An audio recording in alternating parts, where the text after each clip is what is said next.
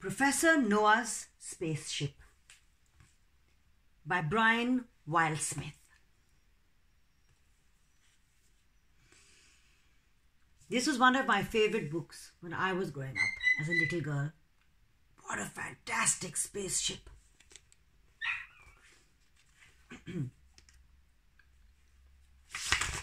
it's still a very important story. Once upon a time, there was a huge forest and all kinds of animals lived in it. It was a beautiful forest, full of color and beautiful clean air and stunning animals, all kinds of animals, big, small. As the years passed, the forest began to change. The air around it started to smell and turned a nasty color. There were plastic bags thrown here and there, everywhere, choking the animals. No longer did the sunlight filter joyfully through the leaves. The leaves then started to fall from the trees and their fruit began to turn bad. Oh God! The animals began to grow thin and skinny because they had nothing to eat. There were coughing sounds from all around the forest as all the animals started getting breathing problems. A strange sadness came across the forest. The animals were bewildered. "What's happening? What's happening?" they cried. They became so desperate that Lion, the king of beasts, decided to call an emergency meeting of all animals and birds. "What's happening to our forest?" they all cried. "It's clear that we are in grave danger," roared Lion. "Our forest is being destroyed, and very soon we shall have no place to live in." "Oh no! Oh no!" said all the animals. "The air is so foul that when I run fast, I get out of breath," growled Cheetah. "The bananas aren't fit to eat. They're disgusting," chattered Monkey. "I'm hunted for my fur," howled Coati. "The oranges are terrible," roared and bellowed Elephant. "When I sit on my eggs to hatch them, they break," piped Pelican.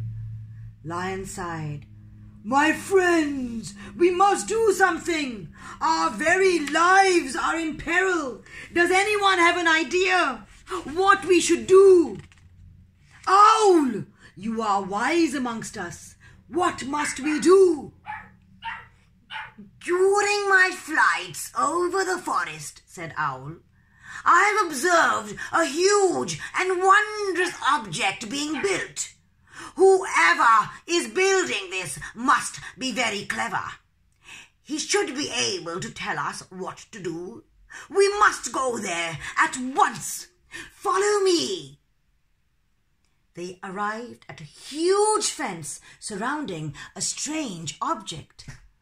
"I must see what is going on," said Lion. "Elephant, lift me up so that I can see." And so Elephant lifted Lion up. "Extraordinary!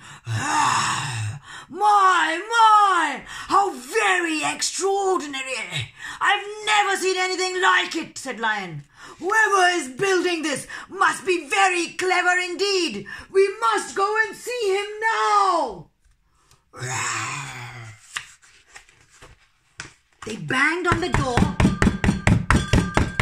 It opened silently, and in they trooped. They all looked in awe at the amazing object. A man came forward to greet them. "Hello," he said. "My name is Professor Noah. Can I help you?" So Lion explained the problem to him.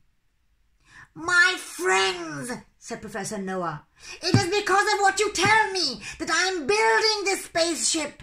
It can fly like a bird, but it will go much faster and very much higher. It can fly to the moon, or it can fly to the stars. In fact, It is going to fly to another planet, another world where the forests will be different.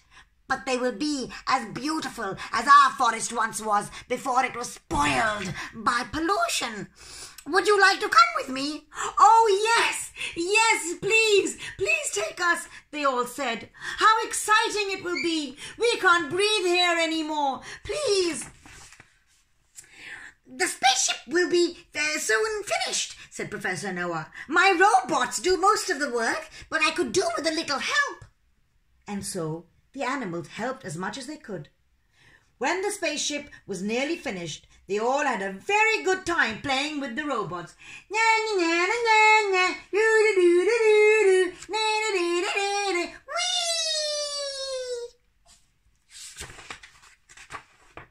One day, Professor Noah announced, "My friends, we have not much time left. There is still work to be done. We shall need food for each of you, as our journey will last 40 days and 40 nights. And so the animals all collected as much food as they could. When the work was almost finished, Owl came in, flying from one of his trips around the forest and crying in fear. "Ooh, ooh, ooh, the forest, our beautiful home, the forest is on fire. They are not only polluting it now, they are burning it. They're burning down all our beautiful trees." "Oh, hurry, hurry," cried Professor Noah. "We must finish the work quickly. Hurry up." When all was ready, they all boarded the spaceship. They boarded in a line. Nobody pushed anybody else. They were so disciplined and careful and respectful. Professor Noah called out, "Take your positions for Blastoff!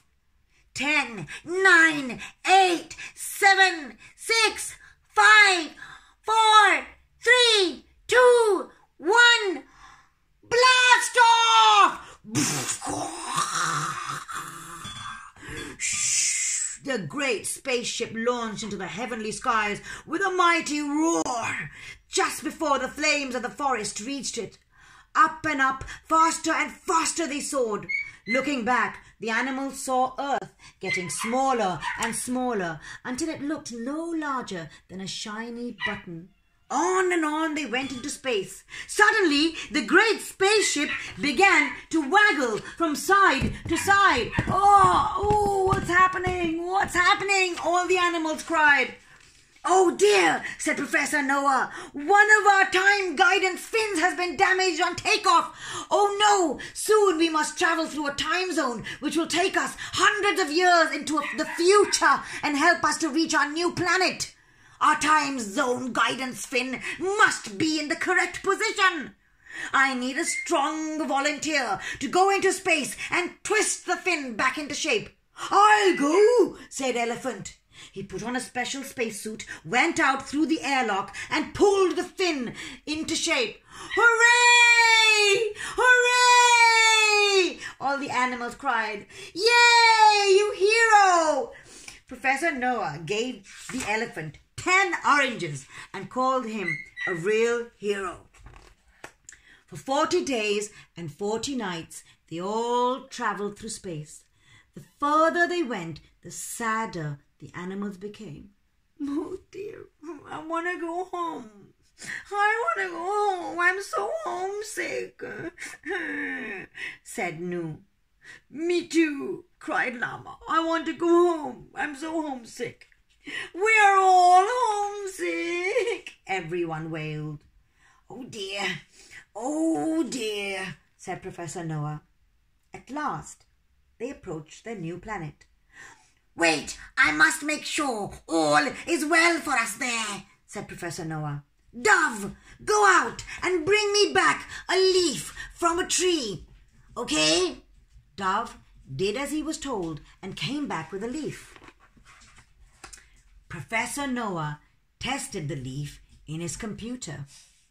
"Why, I cannot believe it," he cried. It's amazing. This is extraordinary. This is a leaf from planet Earth. I must check my calculations. How can this be possible? What is happening? After making many checks, he called an emergency meeting. My friends, he said, when Elephant went out to repair our time guidance system, he must have twisted it the wrong way. We have travelled backwards through time, back to planet Earth as it was many hundreds of years ago, before it was polluted, before plastic bags and littering. Hooray! Hooray! They all cheered.